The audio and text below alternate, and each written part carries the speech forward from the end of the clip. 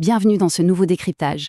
Aujourd'hui, on s'attaque à un phénomène absolument fascinant. On va parler de cette petite voix dans notre tête, cette illusion quasi systématique et totalement inconsciente qui nous pousse à surévaluer tout ce qu'on possède déjà. C'est un biais invisible, mais qui dicte énormément de nos choix au quotidien. Allez, on plonge tout de suite dans le vif du sujet. Imaginons une scène super classique. On décide de revendre un vieux vélo sur Internet. Dans notre esprit, c'est limpide. Ce vélo vaut bien ses 300 €. Après tout, on a roulé avec, on y tient un peu, on connaît sa vraie valeur. Sauf que la réalité du marché vient frapper à la porte. Les acheteurs extérieurs regardent l'annonce et ne proposent que 120 €, 150 tout au plus. La première réaction, on se braque instantanément. On se dit « non mais ils abusent, ils n'y connaissent rien ».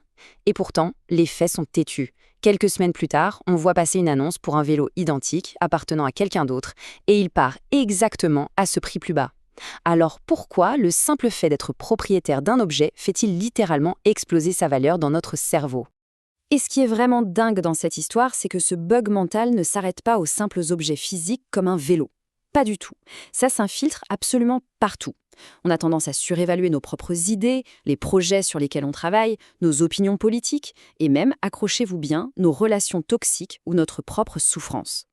Dès l'instant où notre cerveau met l'étiquette « à moi » sur quelque chose, physique ou abstrait, sa valeur perçue grimpe en flèche. C'est un mécanisme complètement invisible qui tourne en tâche de fond de toutes nos décisions. Ce qui nous amène directement au premier mécanisme, le cerveau déteste perdre.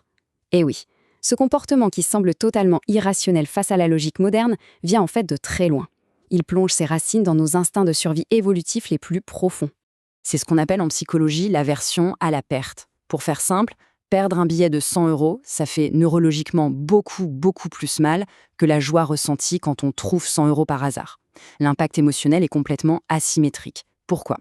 Eh bien parce que notre cerveau de chasseur-cueilleur perçoit tout ce qu'il possède comme un territoire à défendre coûte que coûte. À l'époque, perdre un outil vital ou de la nourriture, ça pouvait littéralement signer la fin. Du coup, notre cerveau a conservé cette alarme hyper puissante qui hurle et génère de la douleur à la moindre menace de perte, même aujourd'hui dans un monde ultra sécurisé. Pour vraiment comprendre à quel point c'est ancré en nous, il suffit de se pencher sur une expérience universitaire devenue mythique.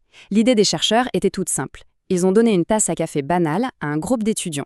Ils les ont laissés avec cette tasse devant eux pendant à peine quelques minutes. Ensuite, la question fatidique est tombée. À quel prix accepteriez-vous de revendre cette tasse ?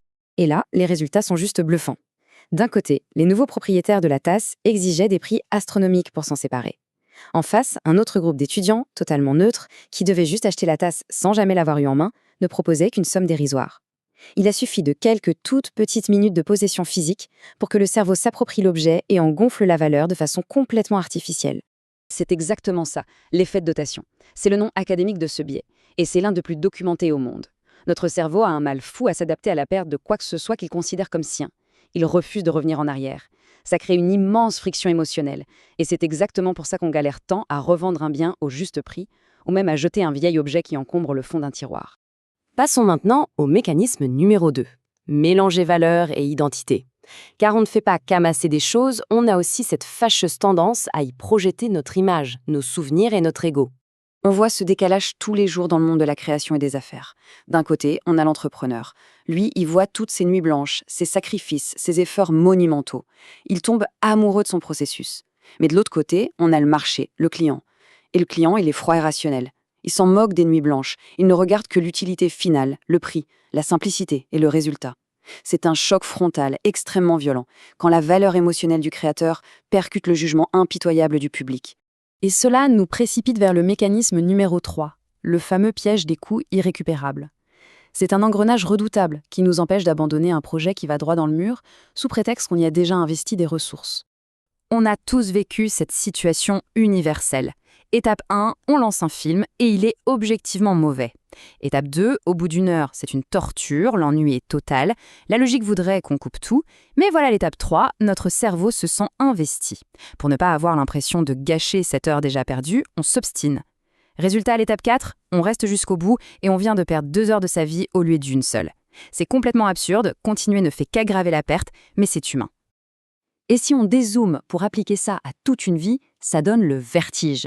C'est cette même faille mentale qui explique pourquoi on s'accroche à des relations toxiques, pourquoi on renfloue des boîtes qui ne marchent pas ou pourquoi on s'acharne dans des études qu'on déteste. Ou plus simplement, pourquoi on continue de payer un abonnement à la salle de sport où l'on ne met jamais les pieds? Tout ça juste pour éviter la petite douleur d'admettre qu'on a fait une erreur. En voulant ne pas gaspiller le passé, on gaspille notre futur. Il y a cette phrase issue de ces recherches qui résume tout avec une force incroyable. La valeur que nous ressentons n'est pas la valeur réelle, c'est une valeur émotionnelle. Notre cerveau adore le confort de ce qu'il connaît déjà. Le changement, c'est une alerte rouge, parce que lâcher prise équivaut à subir une perte sèche pour nos neurones. C'est la raison numéro 1 pour laquelle changer, évoluer ou s'améliorer demande un effort aussi monumental. Sortons un peu des labos de psychologie pour parler du monde réel, avec le piège des entreprises. Il faut absolument réaliser comment les grandes marques transforment ces failles cognitives en véritables armes de vente. C'est de l'ingénierie comportementale de haute volée. Prenez les fameux mois gratuits sur Netflix ou Spotify. Ce ne sont pas des cadeaux, c'est un piège redoutable. En donnant l'accès, ils dupent notre cerveau. On crée nos playlists, on a nos habitudes, le compte devient le nôtre. Quand l'essai se termine, annuler devient une souffrance, c'est une perte. Alors, on sort la carte bleue. D'autres géants comme Apple vont encore plus loin. Ils gonflent la valeur de leur téléphone en les liant à notre émotion et à notre ego. On n'achète plus du métal et du verre, on achète un statut social, on rejoint une tribu. Alors, comment on fait face à tout ça? Le secret des gens qui avancent vite et bien dans la vie, c'est la capacité de détachement. Ils savent regarder les choses avec une froideur presque mathématique. Ils ont compris une règle d'or absolue. Pour avancer, il faut souvent laisser mourir une ancienne version de soi-même. Et surtout, l'investissement qu'on a pu faire dans le passé ne dicte jamais et ne garantit en rien la valeur d'une chose pour notre futur. Pour boucler cette analyse, voici un vrai hack psychologique. Une astuce hyper puissante pour désactiver tous ces biais instantanément. Dès qu'il y a un doute, qu'il s'agisse de vider un placard, de quitter un projet ou de couper une relation, il suffit de se poser cette seule question. Si je ne possédais pas déjà ça aujourd'hui, est-ce que je ferais vraiment les efforts pour l'obtenir maintenant?